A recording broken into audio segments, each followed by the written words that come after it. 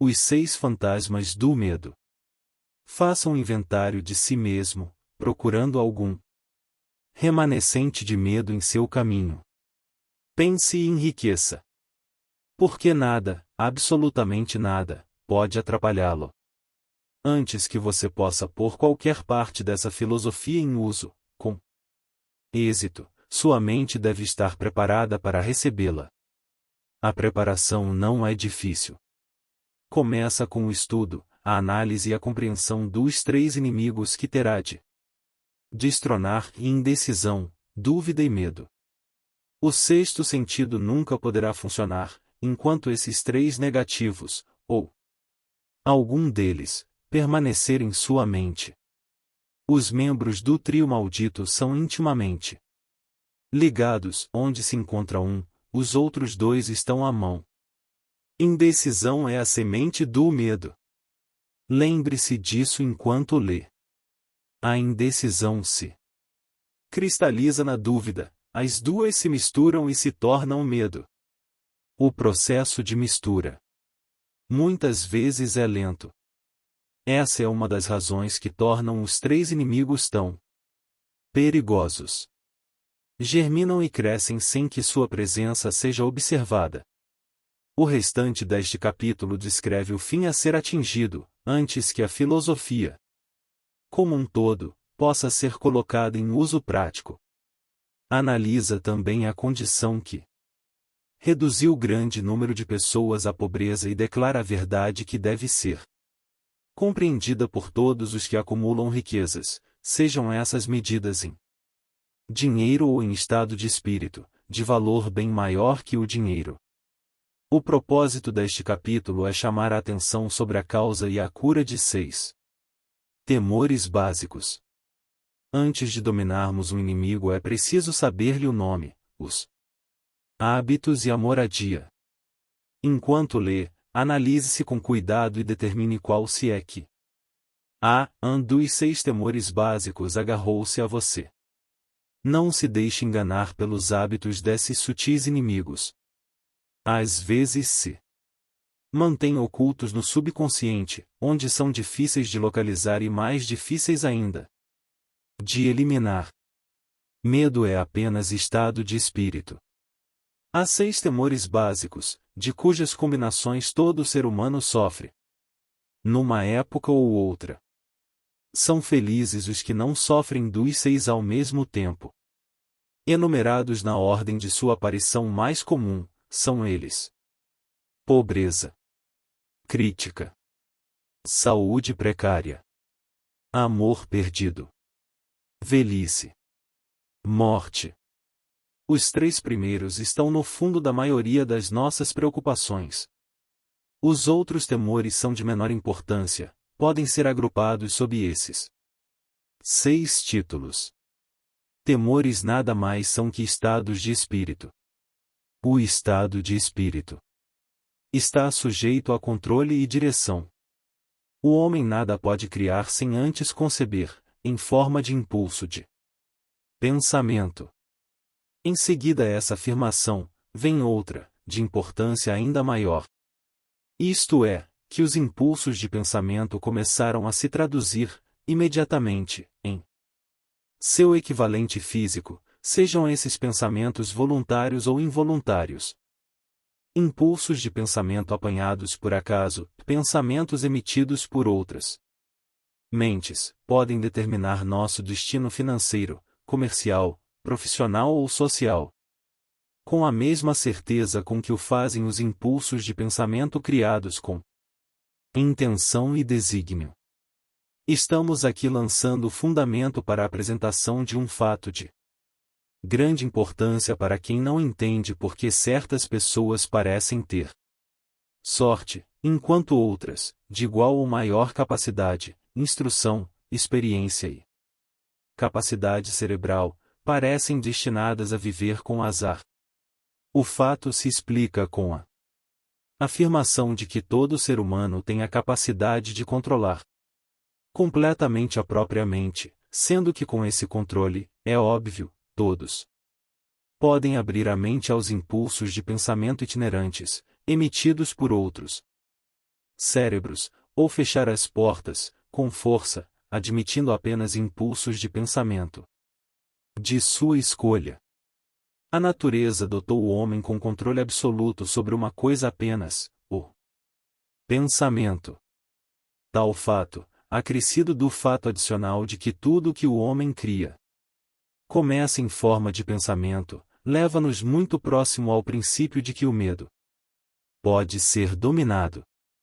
Se é verdade que todo pensamento tende a revestir-se no seu equivalente físico, e isso é verdade, sem haver nenhum lugar razoável para dúvidas, é igualmente verdade que os impulsos de pensamento de medo e pobreza não se traduzem em termos de coragem e ganho financeiro. Caminhos que levam a direções opostas. Não pode haver acordo entre pobreza e riqueza. Os dois caminhos que levam, respectivamente, à pobreza e à riqueza, seguem direções opostas. Se você quer riquezas, deve recusar-se a aceitar qualquer circunstância que leve à pobreza. O vocábulo riqueza é empregado aqui em seu sentido mais amplo, significando estados financeiros, espirituais, mentais e materiais. O ponto de partida do caminho que leva à riqueza é o desejo. No capítulo sobre o desejo, você recebeu instruções completas para o uso correto. Neste capítulo sobre o medo, você tem instruções completas para preparar a mente a fazer uso prático do desejo. Chegamos então ao lugar em que você deve aceitar o desafio, que irá determinar quanto dessa filosofia assimilou. Eis o ponto em que você pode se transformar em profeta e predizer, com exatidão, o que o futuro lhe reserva. Se, depois de ler esse capítulo, você estiver disposto a aceitar a pobreza, pode então preparar-se para recebê-la. Essa decisão não pode ser evitada. Se você exigir riquezas, determine que espécie e quanto exigirá para ficar satisfeito. Você sabe o caminho que leva à riqueza. Recebeu o mapa que, se for seguido, o conservará no caminho certo. Se não ligar para começar ou parar antes da chegada, a culpa não será de ninguém, senão sua. Essa é sua responsabilidade. Nenhum álibi irá salvá-lo de aceitar a responsabilidade se você falhar ou se recusar a exigir riquezas da vida, porque a aceitação só exige uma coisa, por acaso, a única que você pode controlar, e é o estado de espírito. Estado de espírito não se presume. Não pode ser comprado, deve ser criado. Analise seus temores. Medo de pobreza é estado de espírito. Nada mais. Mas é o suficiente para destruir as oportunidades de realização em qualquer empresa. Esse medo paralisa a faculdade do raciocínio, destrói a faculdade da imaginação, mata a autoconfiança, solapa o entusiasmo, desanima a iniciativa, leva à incerteza de propósito. Encoraja a procrastinação e torna o autocontrole impossível. Tira o encanto da personalidade, destrói a possibilidade de pensar com clareza, desvia a concentração de esforço, domina a persistência, transforma a força de vontade em vazio, destrói a ambição, anuvia a memória e convida o fracasso de todas as maneiras concebíveis, mata o amor e assassina as mais puras emoções do coração, desanima a amizade e convida o desastre de mil maneiras, leva à insônia, infelicidade e miséria. E tudo isso, apesar da verdade óbvia de que vivemos num mundo de superabundância de tudo que o coração possa desejar, sem nada entre nós e nosso desejo, exceto a falta de um propósito definido.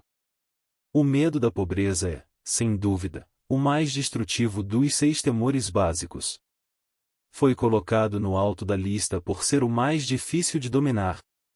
Nasceu da tendência herdada do homem de atacar, economicamente, seu semelhante. Quase todos os animais inferiores ao homem são motivados pelo instinto, mas como sua capacidade de pensar é limitada, atacam um ao outro fisicamente. O homem, com seu senso superior de intuição, com capacidade de pensar e argumentar, não come seu semelhante corporalmente, sente mais satisfação em comê-lo financeiramente. O homem é tão avarento que todas as leis concebíveis já foram promulgadas, para salvaguardá-lo de seu semelhante. Nada lhe traz mais sofrimento e humilhação que a pobreza. Só os que já experimentaram a pobreza compreendem o pleno significado disso. Não é de se admirar que o homem tema a pobreza. Numa longa linha de experiências herdadas, o homem aprendeu, com certeza, que alguns de seus semelhantes não merecem confiança, quando se trata de questões de dinheiro e possessões terrenas. Tão ávido é o homem que para possuir riqueza, será capaz de adquiri-la de qualquer maneira possível, ou por métodos legais, se puder, ou por outros métodos, se necessário e conveniente. A autoanálise pode revelar fraquezas que a gente não gosta de reconhecer. Essa espécie de exame é essencial a todos que exigem da vida mais que mediocridade e pobreza. Lembre-se, ao examinar-se ponto por ponto, que você é tanto o tribunal como o júri, o promotor público e o advogado de defesa e que você é autor e réu e, também, que está sendo julgado. Encare os fatos corajosamente. Faça-se perguntas definidas e exija respostas diretas. Quando o exame terminar, saberá mais a seu próprio respeito.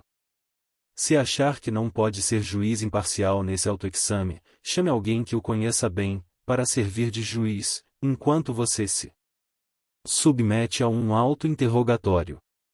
Você está à procura da verdade. Consiga-a, não importa o preço, mesmo que o deixe temporariamente embaraçado. A maioria das pessoas, se interrogadas do que tem mais medo, responderiam: nada temo. A resposta seria inexata, porque poucos percebem que estão atados, em desvantagem, fustigados, física e espiritualmente, por alguma espécie de temor. A emoção do medo está tão sutil e profundamente arraigada, que se pode atravessar a vida sob seu jugo, sem jamais reconhecer-lhe a presença. Só uma análise corajosa poderá revelar a presença desse inimigo universal. Ao começar a análise, examine profundamente seu caráter. Eis a lista de sintomas que você deve procurar. 6 sintomas que demonstram medo da pobreza.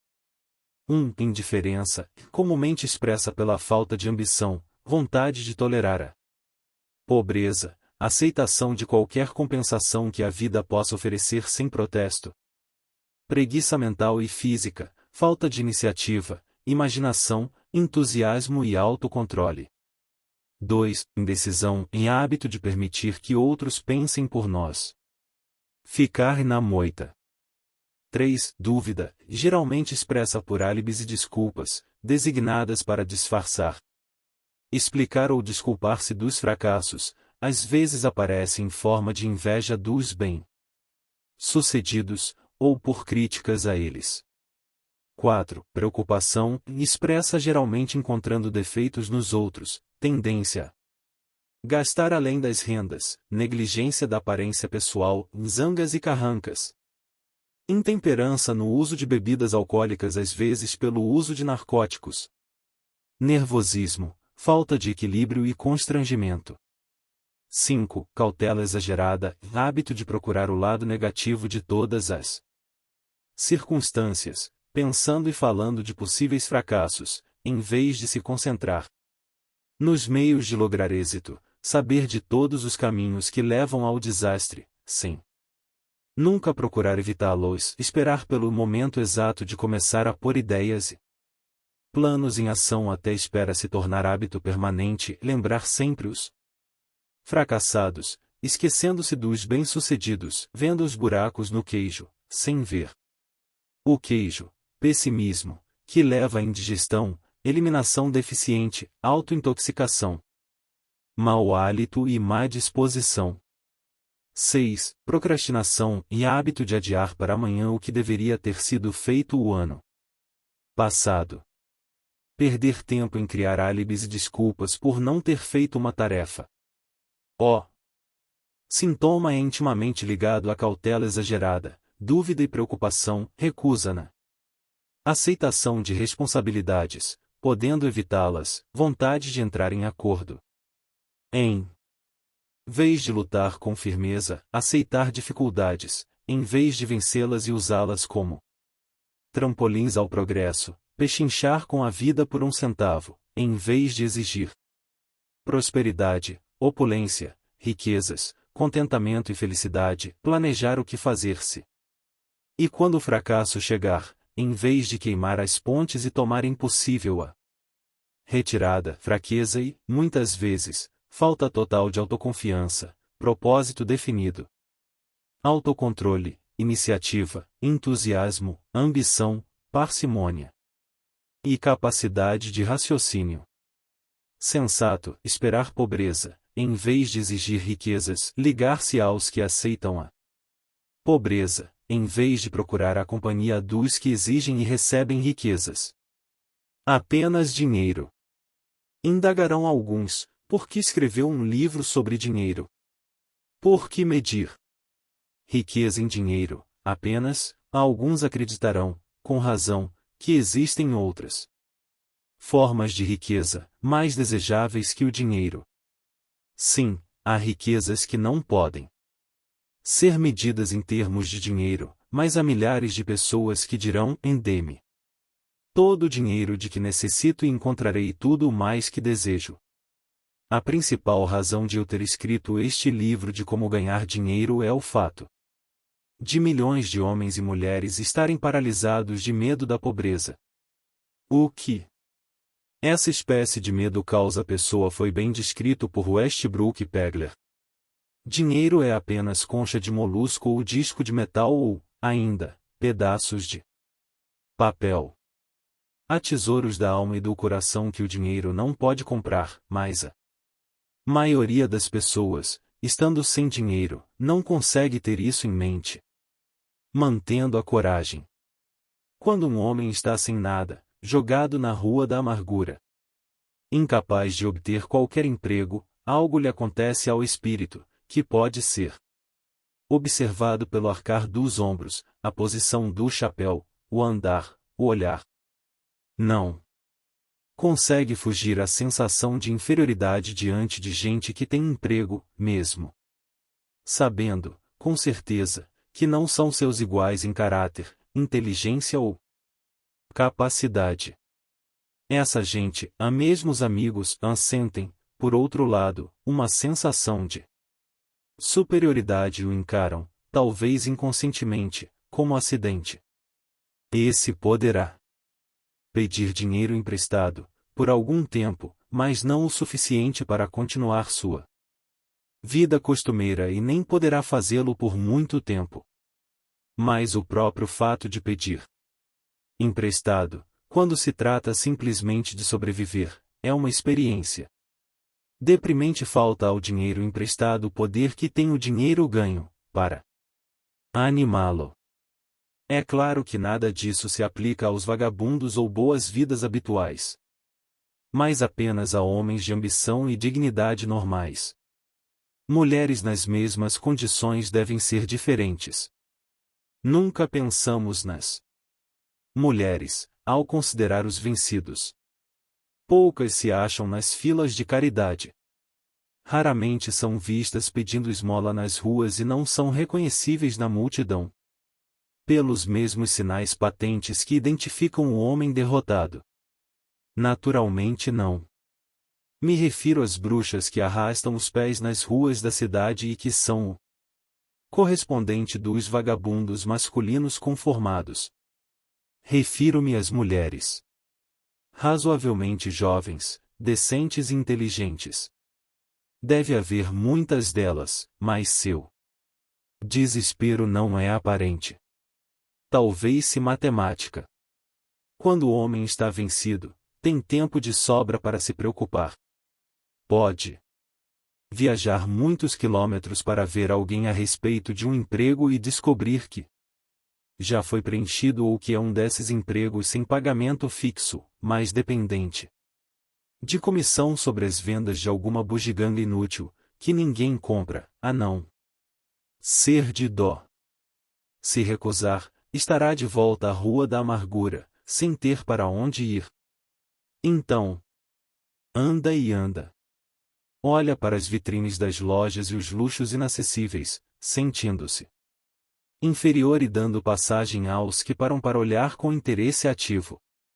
Vai para a estação ferroviária ou se senta na biblioteca para descansar as pernas e aquecer-se um pouco, mas isso não é procurar emprego, de modo que ele recomeça outra vez. Pode não sabê-lo, mas sua falta de objetivo trairia, mesmo que sua silhueta não o fizesse. Pode estar até bem vestido, com roupas que sobraram do tempo do emprego firme, mas que não disfarçam o abatimento. Vê milhares de pessoas, guarda-livros, funcionários, químicos ou ajudantes de vagões, ocupados no serviço, e os inveja do fundo da alma. Eles possuem independência, dignidade e masculinidade, enquanto ele simplesmente não consegue se convencer de que é bom também, embora o discuta consigo mesmo e chegue a um veredicto favorável, hora após hora. É apenas o dinheiro que faz a diferença. Com um pouco de dinheiro seria ele mesmo novamente. Você teme as críticas. Exatamente de que modo o homem chegou a esse temor, ninguém o sabe com certeza. Há mais uma coisa é certa, ele o tem de maneira bastante desenvolvida. O autor tende a atribuir o medo básico à crítica à parte da natureza herdada do homem, que não só o encoraja a tirar os bens e objetos do seu semelhante, mas ainda a justificar a ação, criticando o caráter do seu semelhante. É fato conhecido que o ladrão critica o homem de quem furta, que políticos procuram vantagens não expondo suas virtudes e qualidades, mas tentando manchar seus oponentes. Astutos fabricantes de roupas não foram lerdos em capitalizar esse medo básico à crítica, maldição de toda a humanidade. De estação em estação, mudam os estilos de muitos artigos de vestuários. Quem estabelece os estilos? É claro que não é o comprador de roupas, mas o fabricante. Por que os muda com tanta frequência? A resposta é óbvia, e muda os estilos para poder vender mais roupas. Pela mesma razão, os fabricantes de automóveis mudam os estilos dos modelos a cada ano. Poucos querem ter um carro que não seja do último tipo. Estávamos descrevendo o modo pelo qual as pessoas se comportam sob a influência do temor à crítica, no que se refere às pequenas e mesquinhas coisas da vida. Examinemos agora o comportamento humano, quando esse temor afeta as pessoas em relação a fatos mais importantes nas relações humanas. Tomemos como exemplo praticamente qualquer pessoa que tenha chegado à idade da maturidade mental, dos 35 aos 40 anos, como média geral. Se pudesse ler-lhe os pensamentos secretos, encontraríamos, em geral, uma descrença muito decidida nas fábulas que números dogmáticos ensinavam há algumas décadas. Por que é que a pessoa média, mesmo nos nossos dias de esclarecimento, hesita em negar sua crença nas fábulas? A resposta é, em medo da crítica. Homens e mulheres já foram queimados vivos por ousarem manifestar descrença em fantasmas. Não é de admirar que tenhamos herdado uma consciência que nos faz temer as críticas. Houve época, e não muito distante, em que a crítica trazia severos castigos. Ainda os traz, em alguns países. O medo à crítica rouba a iniciativa ao homem, destrói-lhe o poder de imaginação, limita-lhe a individualidade, tira-lhe a autoconfiança, causando-lhe danos. Em centenas de outras maneiras. Pais causam aos filhos, às vezes, ferimentos irreparáveis, ao criticá-los. A mãe de um de meus companheiros de infância costumava castigá-lo quase diariamente, com uma chibata, sempre completando-a obra com a afirmação: você acabará na penitenciária antes dos 20. Mandaram-no a um reformatório, aos 17 anos de idade. Crítica é uma forma de serviço que todos têm em demasia. Todos possuem um estoque dela, distribuindo-a, de graça, quer a pedido, quer não. Os parentes mais próximos são, às vezes, os piores ofensores. Deveria ser considerado crime, na realidade crime da pior espécie, os pais criarem complexos de inferioridade na mente da criança, por críticas desnecessárias. Empregadores que compreendem a natureza humana conseguem o máximo dos homens, não através de críticas, mas por sugestões construtivas. O mesmo resultado pode ser obtido pelos pais, com relação aos filhos. A crítica implanta o medo no coração humano, ou então ressentimento, mas nunca amor ou afeição. 7 sintomas que demonstram medo à crítica. Esse medo é quase tão universal quanto o medo da pobreza e seus efeitos fatais à realização pessoal, principalmente porque destrói a iniciativa e desencoraja o uso da imaginação. Os sintomas principais são: 1. Acanhamento, geralmente expresso por nervosismo, timidez na conversação e em conhecer estranhos, movimentos desajeitados das mãos e membros, olhares desviados. 2. Falta de equilíbrio, expressa por falta de controle da voz, nervosismo na presença dos outros, má postura do corpo, péssima memória. 3. Personalidade fraca, falta de firmeza nas decisões, de encanto pessoal e capacidade de exprimir opiniões com firmeza. Hábito de desviar-se dos assuntos, em vez de encará-los. Concordância com os outros, sem antes examinar-lhes as opiniões com cuidado. 4. Complexo de inferioridade, hábito de expressar autoaprovação oralmente por ações, como meio de disfarçar o sentimento de inferioridade, usar palavras grandiloquentes para impressionar os outros, muitas vezes sem conhecer-lhes o verdadeiro significado, imitar outros na maneira de vestir, falar e nos modos, jactandose de realizações imaginárias. Isso dá, por vezes, a aparência superficial de um sentimento de superioridade. 5. Extravagância, hábito de tentar emparelhar com o Silva, gastando além das possibilidades. 6. Falta de iniciativa, fracasso em aproveitar oportunidades de progredir, medo de expressar opiniões. Falta de confiança nas próprias ideias, dando respostas evasivas. As perguntas formuladas por superiores, hesitarão nas maneiras e no falar, falsidade nas palavras e feitos.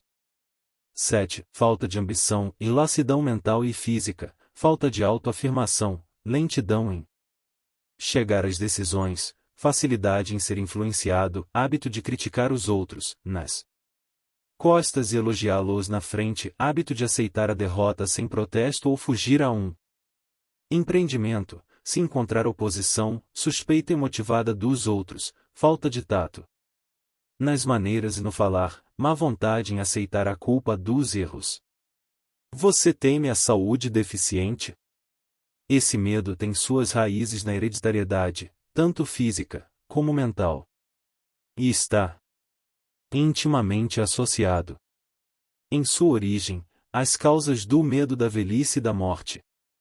Porque conduz às fronteiras de mundos terríveis, dos quais o homem nada sabe, mas dos quais ouviu histórias desconcertantes. Existe também a opinião, algo generalizada, de que certas pessoas sem ética fazem negócios vendendo saúde, mantendo vivo o medo da doença. De modo geral, o homem teme a saúde deficiente por causa dos terríveis quadros plantados em sua mente, do que pode acontecer se a morte o alcançar. Teme-a também pela taxa econômica que representaria. Um médico de renome calculou que 75% das pessoas que consultam médicos sofrem de hipocondria, doença imaginária. Já se demonstrou, de maneira convincente, que o medo da doença, mesmo não havendo a menor causa para o medo, muitas vezes produz os sintomas físicos da moléstia temida. Poderosa é grande e a mente humana. Pode construir e pode destruir. Explorando a fraqueza comum do medo à doença, vendedores de remédios patenteados amontoaram fortunas. Essa forma de engano da crédula humanidade prevaleceu a tal ponto há algumas décadas, que uma revista popular fez amarga campanha contra os piores ofensores no negócio dos remédios patenteados. Por uma série de experiências feitas há alguns anos, foi provado que se pode tornar as pessoas doentes, por sugestões. Fizemos a experiência pedindo a 3 conhecidos que visitassem as vítimas, perguntando: o que é que tem? Você parece estar muito doente. O primeiro geralmente provocava um sorriso e um casual, e nada. Estou muito bem. Ao segundo a vítima geralmente afirmava: não sei exatamente, mas sinto-me mal. O terceiro já recebia a admissão franca de que a vítima estava realmente se sentindo doente. Tente isso com algum conhecido seu, se duvida que o fará ficar inquieto, mas não vá longe demais com a experiência. Há certa seita religiosa, cujos membros se vingam dos inimigos pelo método da bruxaria. Chamam-no de enfeitiçar a vítima. Existem provas arrasadoras de que a doença, às vezes, começa em forma de impulso de pensamento negativo. Tal impulso pode ser passado de uma mente a outra, por sugestão, ou criada pelo indivíduo, em sua própria mente. Um homem de mais sabedoria do que possa parecer por esse incidente, disse: certa vez, se alguém me pergunta como me sinto, sempre quero responder derrubando-o. Médicos costumam mandar pacientes para climas novos, porque se faz necessária uma mudança de atitude mental. A semente do medo da doença vive em todas as mentes humanas.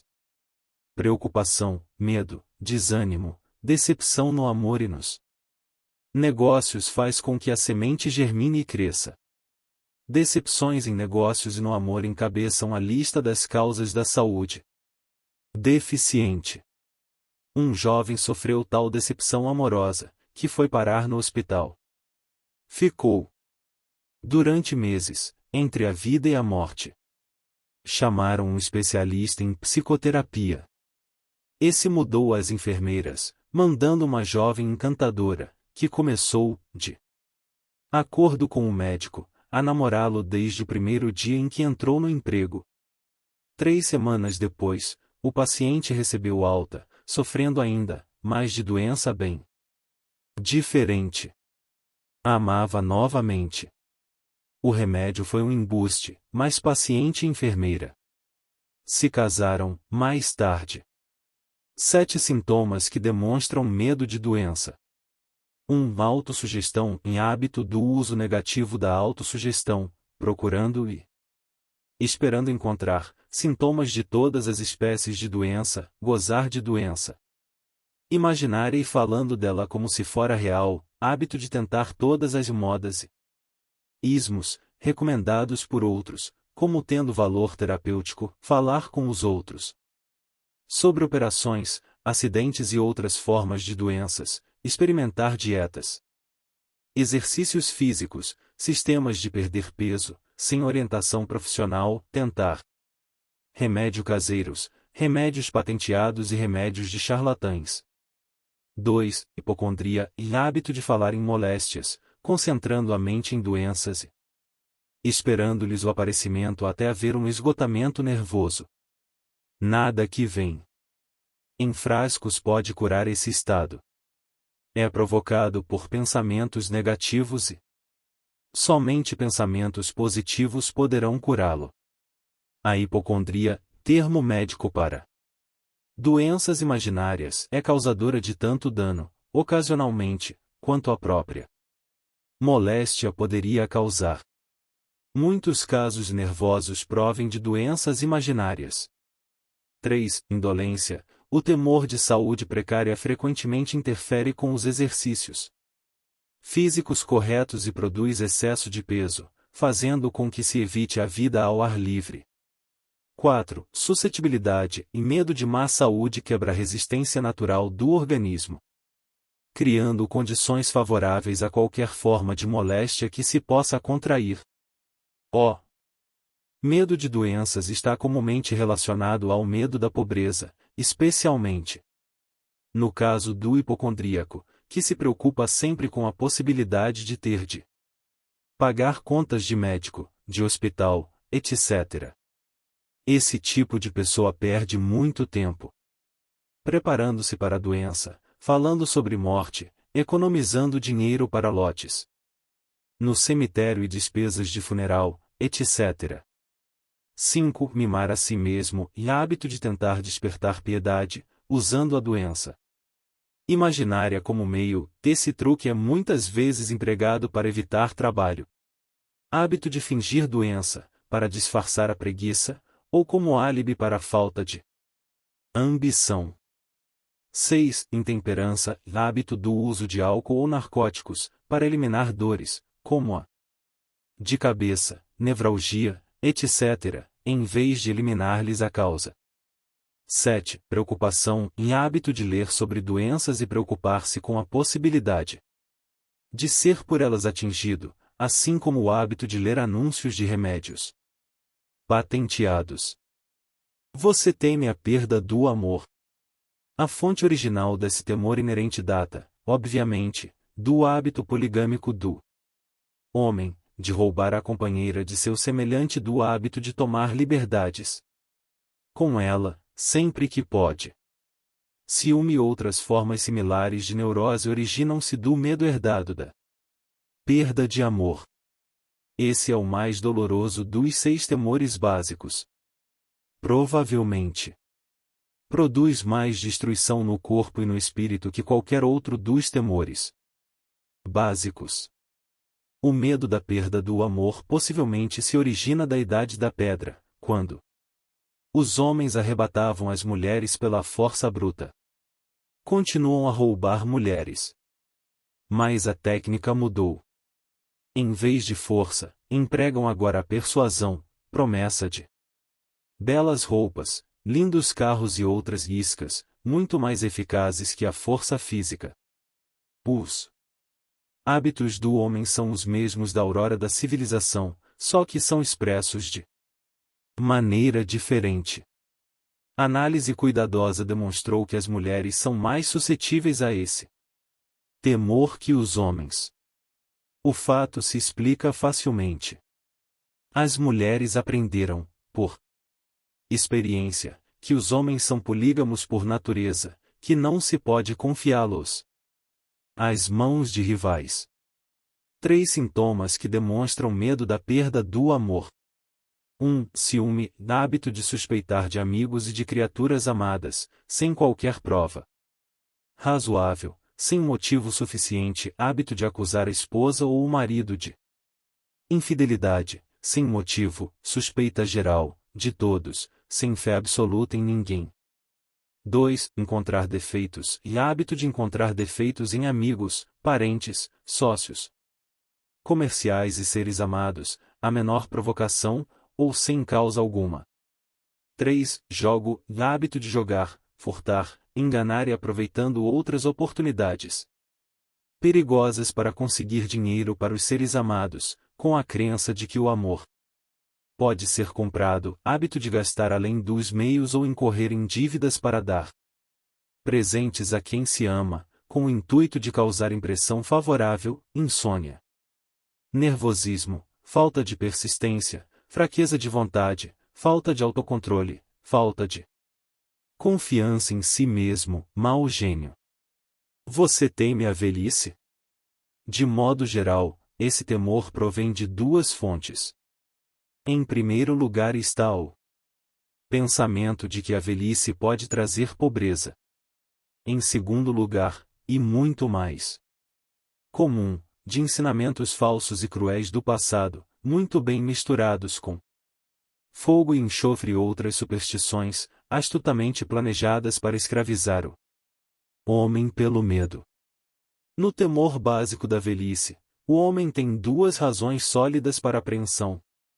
Uma nascida da desconfiança em relação a seus semelhantes que poderão se apossar de todos os bens terrenos que possui, outra originada dos quadros terríveis que seu espírito guarda do mundo do além. A possibilidade de doença, mais comum na velhice, também é causa que contribui ao temor da idade provecta.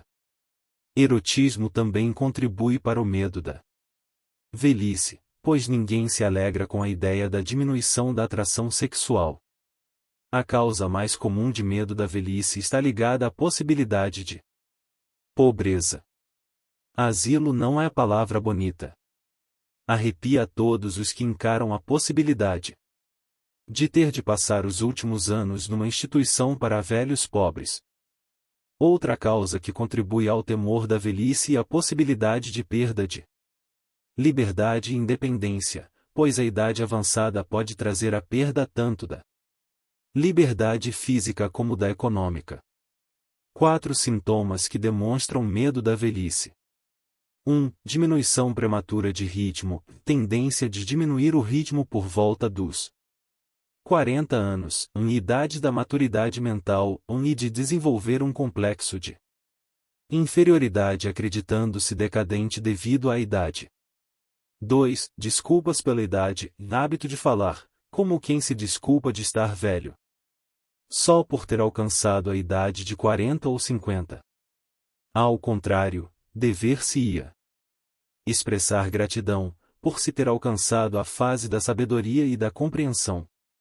3. Perda da iniciativa, imaginação e autoconfiança se perdem quando se acredita, falsamente, que se é velho demais para exercer tais qualidades. 4. Disfarçar-se de jovem, em hábito de adotar vestuário e maneiras de gente moça. Que só causa ridículo diante de amigos estranhos e é bastante comum. Você teme a morte? Para alguns esse é o temor básico mais cruel. A razão é óbvia. A terrível angústia do medo, ligado ao pensamento da morte, pode ser atribuído, em muitos casos, a fanatismo religioso. Os supostos pagãos temem menos a morte que os civilizados. Durante milhares de anos o homem continua fazendo as perguntas não respondidas: de onde, e para onde? De onde venho e para onde vou? Em épocas menos esclarecidas, no passado, os astutos e hábeis eram rápidos em oferecer respostas a essas perguntas, por determinado preço. Vem à minha tenda, abraça minha fé, aceita meus dogmas e te darei-a entrada que te admitirá diretamente ao céu, quando morreres, proclama um líder do sectarismo. Permanece fora de minha tenda e o diabo te levará e te queimará por toda a eternidade. A ideia do castigo eterno destrói o interesse na vida e torna a felicidade impossível.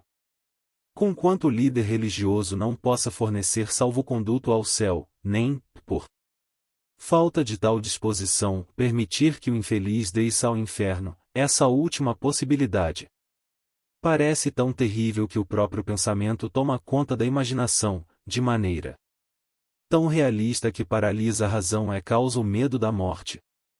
Atualmente o temor da morte já não é tão comum quanto era, na época em que não havia ainda as grandes universidades.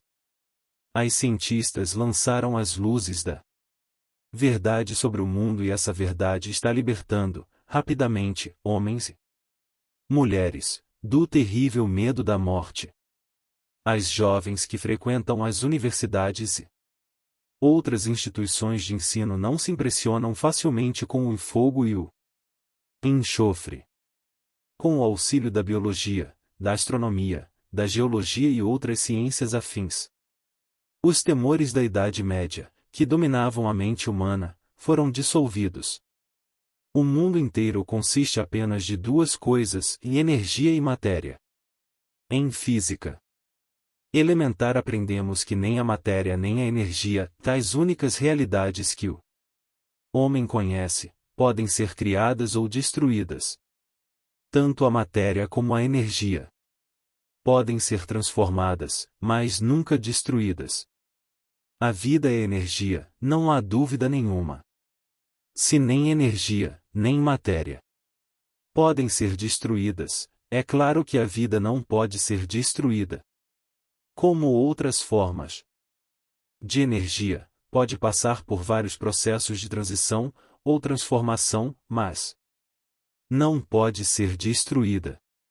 A morte é mera transição.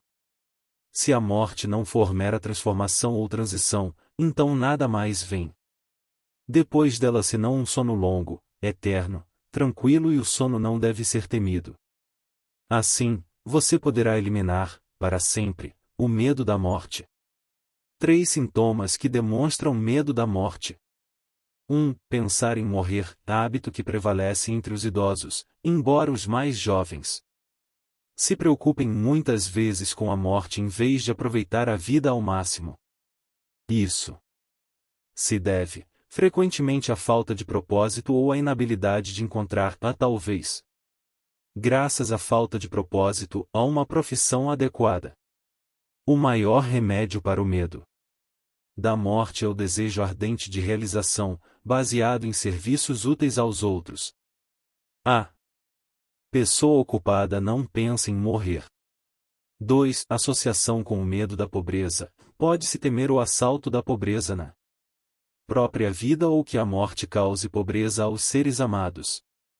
3. Associação com doença ou desequilíbrio. Doença física pode levar a depressão mental, decepção no amor, fanatismo religioso, estado grave de neurose ou insanidade mesmo são também causas do medo da morte. Preocupação é medo. A preocupação é um estado de espírito, baseado no medo. Age com lentidão, mas persistentemente. É insidiosa e sutil. Passo a passo ela se infiltra, até paralisar a faculdade de raciocínio, destruindo a autoconfiança e a iniciativa. Preocupação é uma forma de medo admitido, causado pela indecisão, portanto, é um estado de espírito controlável. Mente alterada é mente inútil. A indecisão altera a mente. A maioria das pessoas não possui o poder de chegar às decisões com rapidez, sustentando-as depois de tornadas. Condições não nos preocupam, uma vez alcançada a decisão de seguir uma linha de ação definida. Certa vez entrevistei um homem que seria eletrocutado dali a 2 horas. O condenado era o mais calmo dos 8 prisioneiros, que com ele estavam na cela da morte.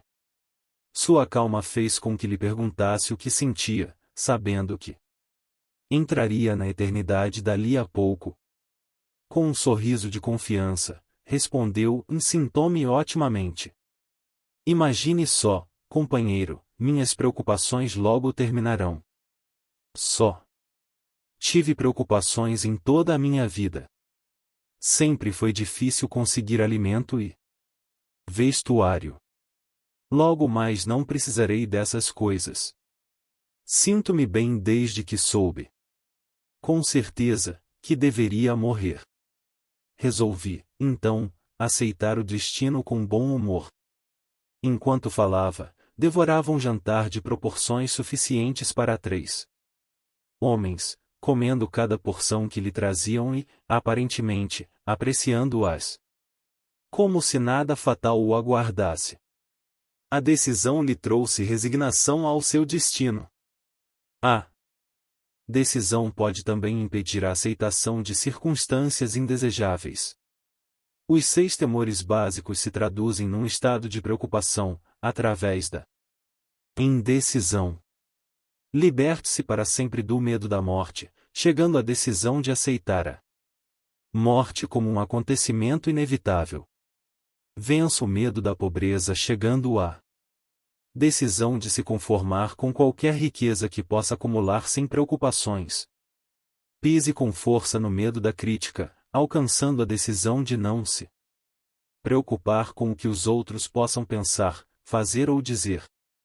Elimine o medo da velhice, tomando a decisão de aceitá-la, não como desvantagem, mas como bênção, que traz sabedoria, autocontrole e compreensão desconhecidos à juventude. Isente-se do medo das doenças com a decisão de esquecer os sintomas.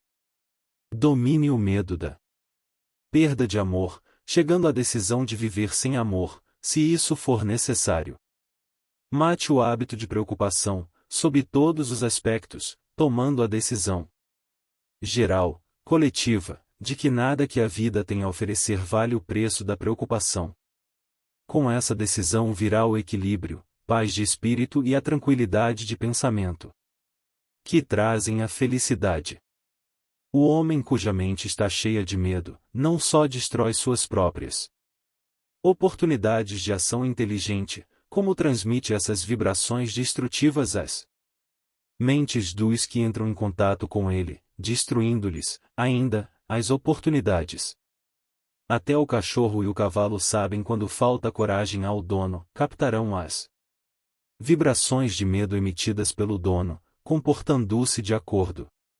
Mesmo descendo a escala da inteligência, no reino animal, encontra-se essa mesma capacidade de captar as vibrações de medo. Pensamento que destrói. As vibrações de medo passam de uma mente a outra com a mesma rapidez e segurança com que o som da voz humana passa da estação transmissora ao aparelho receptor de rádio. A pessoa que exprime em palavras pensamentos negativos e destrutivos é quase certo que experimente os resultados de suas palavras, em forma de retribuição destrutiva. A liberação de impulsos de pensamentos destrutivos, sem auxílio de palavras, também produz retribuição de vários modos. Em primeiro lugar, e talvez o mais importante de ser lembrado, é que a pessoa que libera pensamentos de natureza destrutiva deve sofrer danos através do aniquilamento da faculdade da imaginação criadora. Em segundo lugar, a presença de qualquer emoção destrutiva na mente desenvolve uma personalidade negativa, que repele as pessoas, convertendo-as, frequentemente, em inimigas. A terceira fonte de danos à pessoa que alimenta ou libera pensamentos negativos jaz nesse fato significativo: os impulsos de pensamento não só são prejudiciais a outros, como também se infiltram no subconsciente da pessoa que os libera, tornando-se parte de seu caráter. O que você procura na vida, presumivelmente, é alcançar sucesso. Para ser bem-sucedido é preciso encontrar paz de espírito, satisfazer as necessidades materiais da vida e, acima de tudo, atingir a felicidade. Todas essas evidências de sucesso começam em forma de impulsos de pensamento. Você pode controlar a mente, tem o poder de fornecer-lhe os impulsos de pensamento que escolher.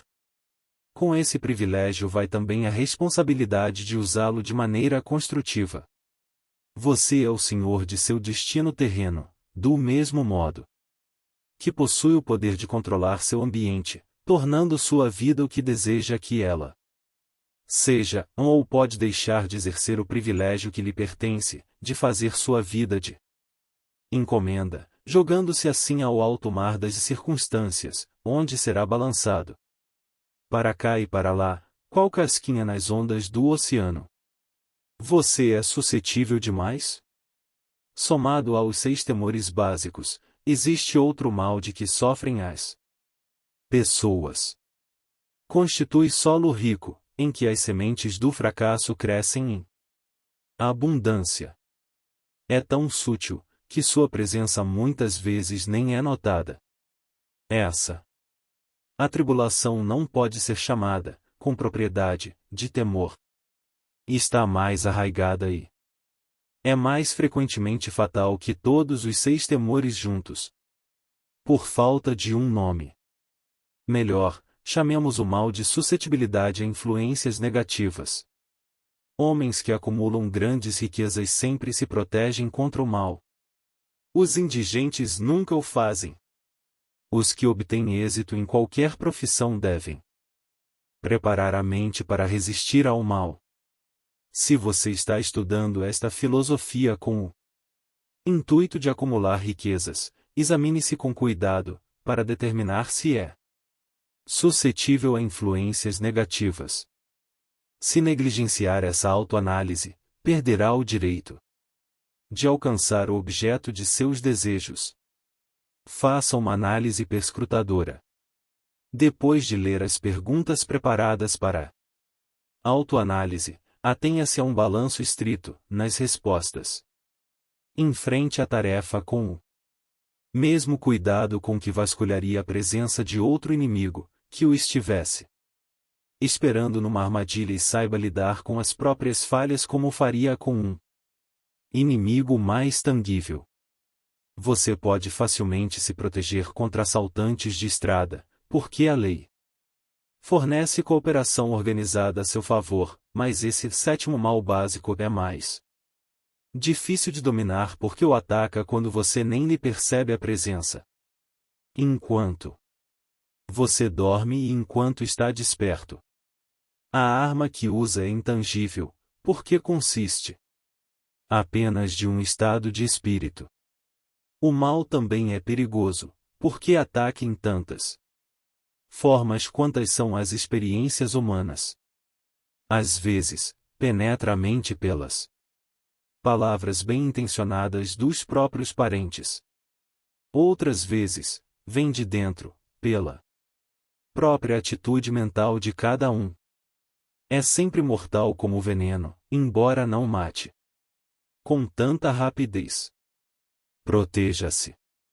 Para proteger-se contra influências negativas, sejam de sua própria criação ou resultado de atividades de pessoas negativas, que o cercam, reconheça que possui força de vontade, colocando em uso constante até formar um muro de imunidade contra influências de sua mente. Reconheça o fato de que você e todo ser humano são, por natureza, preguiçosos, indiferentes e suscetíveis às sugestões que se harmonizem com suas fraquezas. Reconheça que você é suscetível, por natureza, aos 6 temores básicos, adquirindo hábitos que combatam tais temores. Reconheça que influências negativas muitas vezes se exercem sobre seu subconsciente, o que torna difícil captá-las e conserve a mente fechada contra as pessoas que o deprimem ou desanimam de algum modo. Faça uma limpeza no armário de remédios, jogando fora os comprimidos e pare de alcovitar resfriados, dores e doenças imaginárias. Procure, deliberadamente, a companhia de gente que a influencia a pensar e agir por si. Não espere aborrecimentos, pois eles têm o costume de não desapontá-lo. Sem dúvida, a fraqueza mais comum dos seres humanos é a de deixar a mente aberta à influência negativa dos outros. Essa fraqueza é ainda mais prejudicial porque a maioria das pessoas não reconhece que carrega consigo a maldição e os que a reconhecem, deixam de corrigi-la ou recusam-se a corrigir o mal até se tomar parte incontrolável de seus hábitos diários. Para ajudar aos que se querem ver como realmente são, foi preparada essa lista de perguntas. Leia-as e dê as respostas em voz alta, para que possa ouvir a própria voz. Isso lhe facilitará ser franco consigo mesmo. Pense antes de responder. Você se queixa, com frequência, de sentir-se mal e, quando isso acontece, qual a causa? Encontra defeitos nos outros à menor provocação. Comete erros frequentes em seu trabalho e, se é assim, por quê? É sarcástico e ofensivo ao conversar? Evita, deliberadamente, a companhia de qualquer pessoa e, sendo assim, por quê? Sofre muito de indigestão? Se sofre, qual a causa? A vida lhe parece fútil e o futuro sem esperança? Gosta da sua profissão? Se não, por quê? Sente, com frequência, autocompaixão? Se sente, por quê? Sente inveja dos que o superam? A que dedica mais tempo, a pensar no sucesso ou no fracasso? Está ganhando ou perdendo confiança em si mesmo, à medida que envelhece? Aprende algo de valor, dos erros cometidos? Permite que algum parente ou amigo o preocupe? Se é assim, por quê? Acontece, às vezes, estar nas nuvens e outras vezes, nas profundezas do desespero? Quem exerce sobre você a influência mais inspiradora? Qual a causa? Tolera influências negativas ou desanimadoras podendo evitá-las? Não se importa com a aparência pessoal? Sendo assim, quando e por quê? Aprendeu a afogar as mágoas ficando ocupado demais para que o aborreçam? Chamar-se-ia de Maria vai com as outras se permitisse aos outros pensarem por você.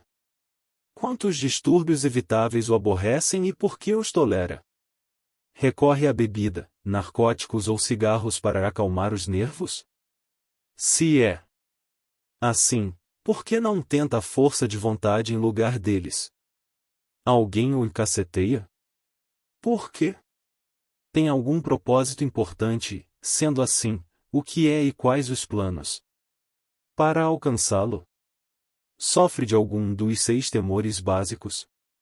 De qual deles? Possui um método que o proteja das influências negativas? Faz uso deliberado da autossugestão, para tomar a mente positiva? O que preza mais, suas propriedades materiais ou o privilégio de controlar os próprios pensamentos? É facilmente influenciado por outros, contra seu próprio juízo? O dia de hoje acrescentou alguma coisa ao seu estoque de conhecimentos ou estado de espírito? Encara, com coragem as circunstâncias que o tomam infeliz ou evita responsabilidade? Analisa os erros e fracassos, tentando tirar vantagens deles, ou sua atitude é de que isso não lhe compete? Pode enumerar 3 de suas fraquezas mais prejudiciais? O que está fazendo para corrigi-las? Você anima os outros a lhe contarem suas preocupações, despertando-lhe a compaixão? Escolhe, das experiências diárias, lições ou influências que possam ser úteis ao seu progresso pessoal? Sua presença exerce influência negativa sobre os outros, via de regra? Quais os hábitos alheios que mais o aborrecem? Forma opiniões próprias ou deixa-se influenciar pelos outros? Aprendeu a criar um estado de espírito capaz de escudá-lo contra influências desanimadoras? Sua profissão lhe inspira fé e confiança? Sente-se possuidor de forças espirituais de poder suficiente para manter a mente livre de todas as formas de medo? A religião ajuda a manter sua mente objetiva? Acha que é seu dever compartilhar das preocupações alheias? Por quê? Se acredita que em cada qual com seu igual, o que descobriu a seu respeito Estudando os amigos que atrai? Qual a ligação, se é que existe, que vê entre as pessoas com as quais se dá mais intimamente infelicidade que possa experimentar? Seria possível que alguém, a quem considera amigo, seja na realidade seu pior inimigo, devido à influência negativa sobre sua mente? De acordo com que regras julga os que lhe são úteis e os que lhe são prejudiciais? Seus companheiros mais íntimos são superiores ou inferiores a você mentalmente? De cada 24 horas, quanto tempo dedica às suas ocupações? B. Sono. C. Jogos e descanso. D. Aquisição de conhecimentos úteis. E. Simples perda de tempo. Quem, entre seus amigos, A. o anima mais? B. o admoesta mais? C. o desanima mais? Qual a sua maior preocupação? Por que a tolera? Quando alguém lhe oferece conselho de graça, não solicitado, você o aceita sem discutir ou analisa-lhe os motivos? O que deseja acima de tudo? Pretende adquiri-lo? Está disposto a subordinar todos os outros desejos a esse? Quanto tempo diário dedica à sua aquisição? Você muda de opinião com frequência? Por quê? Costuma terminar tudo o que começa. Impressiona-se facilmente com os negócios alheios ou títulos profissionais. Graus universitários, riqueza? É facilmente influenciável pelo que os outros pensam e dizem de você? Liga-se às pessoas por causa do status social ou financeiro delas? Qual, na sua opinião, a pessoa viva mais importante? De que modo essa pessoa lhe é superior? Quanto tempo dedicou a estudar e responder a essas perguntas? Pelo menos um dia é necessário para a análise e resposta da lista toda. Se respondeu com franqueza a todas as perguntas, sabe agora mais a seu próprio respeito do que a maioria das pessoas. Estude, cuidadosamente, as perguntas, volte a elas uma vez por semana, durante vários meses. E, surpreenda-se com a quantidade de conhecimentos extraordinários, de grande valor para você, que terá adquirido pelo simples método de responder às perguntas com franqueza. Se não tiver certeza das respostas referentes a algumas das questões, peça a orientação de quem o conheça bem, principalmente dos que não têm motivos para agradá-lo, e veja-as através dos olhos deles.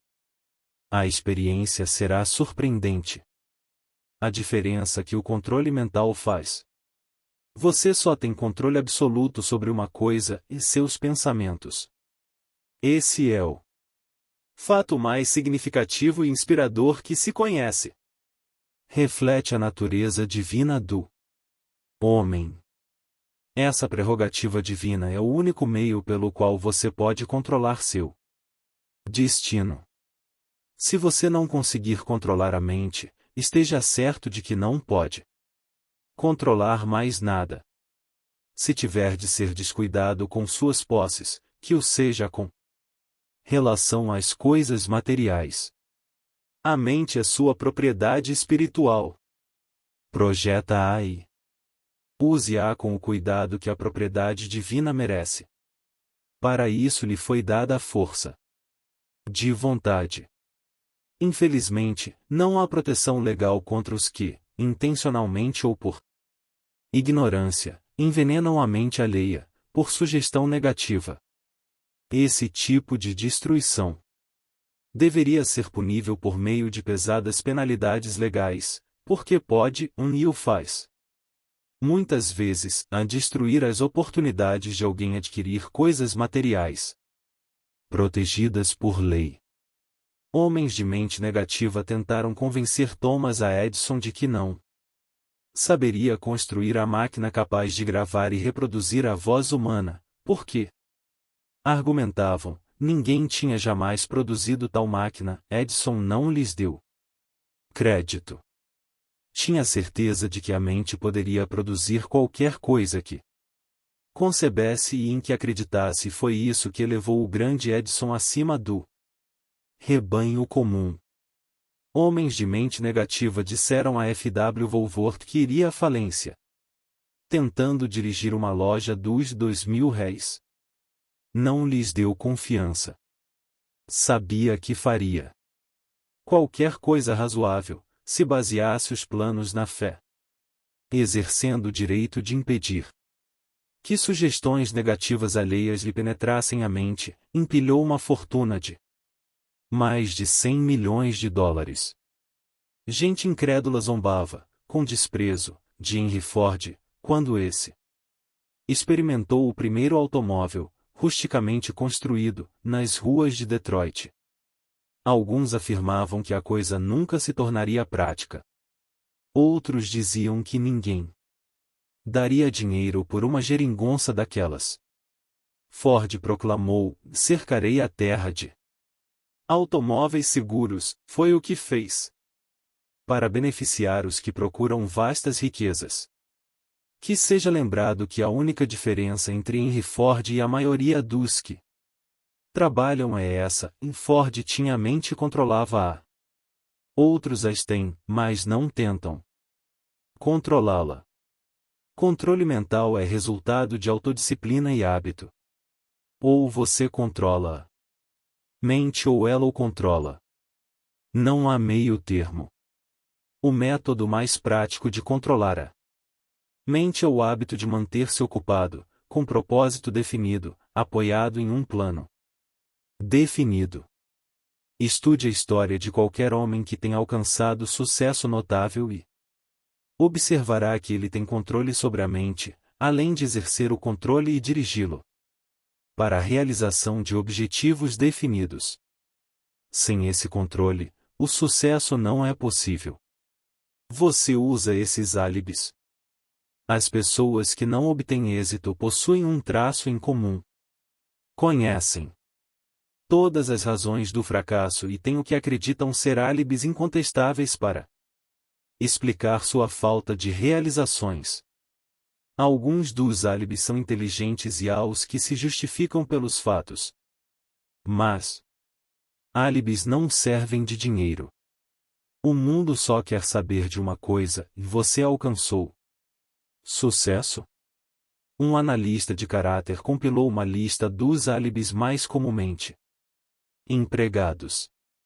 Ao ler a lista, examine-se cuidadosamente, determinando quantos deles são propriedade sua.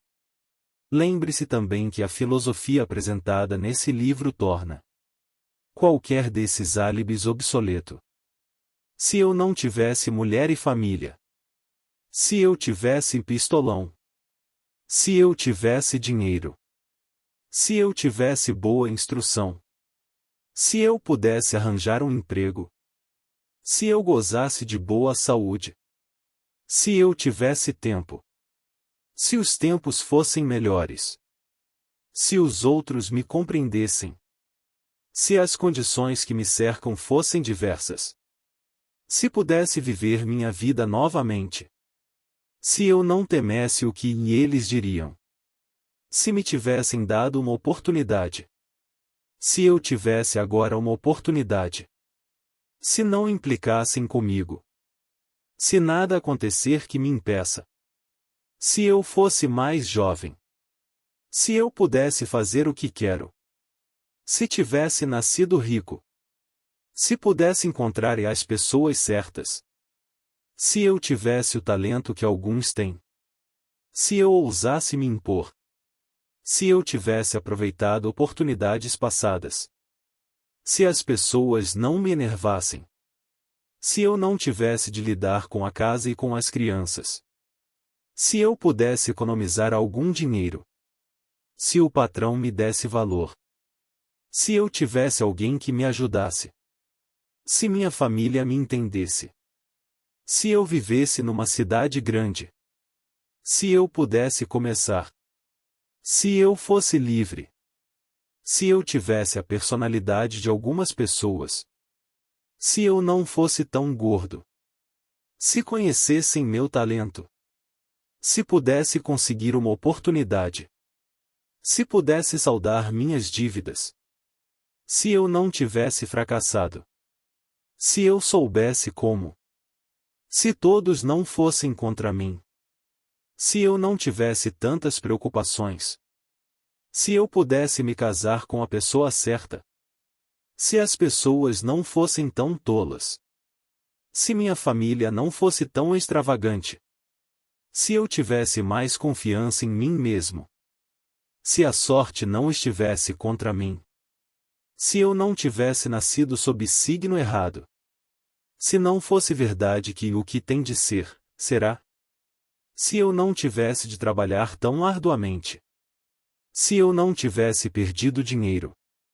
Se eu morasse noutro bairro. Se eu não tivesse um passado. Se eu tivesse um negócio só meu. Se os outros me ouvissem. Se, e esse é o maior de todos, e se eu tivesse a coragem de me ver como sou realmente, descobriria o que há de errado comigo e me corrigiria. Poderia então ter oportunidade de lucrar com meus erros e aprender algo da experiência alheia, pois sei que há algo errado comigo, senão estaria agora onde estaria se tivesse passado mais tempo analisando minhas fraquezas e menos tempo criando álibis para encobri-las. O hábito fatal ao sucesso. Criar álibis para explicar o fracasso é passatempo nacional. O hábito é antigo. Como a raça humana e é fatal ao sucesso. Por que é que as pessoas se agarram aos álibis favoritos? A resposta é óbvia. Defendem os álibis porque os criam. O álibi do homem é fruto de sua imaginação. É da natureza humana defender o filho cerebral. Criar álibis é hábito profundamente arraigado. É difícil romper hábitos. Especialmente quando são uma justificativa de algo que fazemos. Platão pensava nessa verdade, ao dizer, a primeira e melhor vitória é conquistar a si mesmo. Ser conquistado por si mesmo é a mais vergonhosa e vil das coisas. Outro filósofo tinha o mesmo pensamento em mente, ao afirmar: foi para mim grande surpresa descobrir que toda a lealdade que via nos outros não passava de reflexo de minha própria natureza. É sempre um mistério para mim, disse Elbert Hubbard, por que as pessoas passam tanto tempo se iludindo, deliberadamente, criando álibis para encobrir suas fraquezas. Se fosse usado de maneira diferente, esse mesmo tempo seria suficiente para curar a fraqueza, de modo que então não seriam necessários álibis. Encerrando, quero lembrar-lhe que a vida é um tabuleiro de xadrez e o jogador à sua frente é o tempo. Se você hesitar na jogada ou deixar de jogar com rapidez, suas peças serão eliminadas até lá. Você está jogando contra um parceiro que não tolera indecisão. Antigamente você poderia ter uma desculpa lógica por não ter forçado a vida lhe dar o que queria, mas esse hábito é agora obsoleto, porque você está de posse da chave mestra que abre a porta da vida a riquezas fartas. A chave mestra é intangível, mas poderosa. É o privilégio de criar, em sua mente, um desejo ardente por uma espécie definida de riquezas. Não há penalidade imposta pelo uso da chave, mas há um preço a pagar se não a usar. O preço é o fracasso. Há um prêmio de proporções estupendas se puser a chave em uso. É a satisfação que atinge aos que conquistam a si mesmos e forçam a vida a pagar a que lhe pedem. O prêmio vale seu esforço. Você vai começar e se convencer? Se tivermos afinidade, disse o imortal Emerson, encontrar-nos-emos ao terminar. Lanço mão do seu pensamento para dizer: se temos afinidade, então já nos encontramos, através dessas páginas. Pontos a fixar. Temores são comuns e alguns até justificáveis. Mas há os que podem lançar raízes e crescer sem que você o perceba, a não ser que se livre da indecisão e da dúvida, que semeiam as sementes do medo.